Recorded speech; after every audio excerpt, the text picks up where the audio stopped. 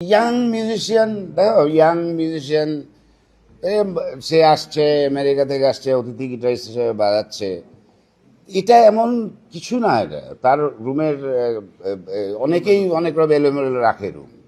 হ্যাঁ, সে young musician, এটা এত বিগ ডে। যদি 200 ইউরো যদি তোমার করে থাকে ওরা, এটা এমন কি ফাইন। অনেকে দেখা যায় যে রুমে সিগারেটও খায়, তারপর ফাইন দিয়ে চলে যায় 100-200 ইউরো দিয়ে বা ডলার দিয়ে, 500। এই যে এক একটা দেশে এক এক রকম।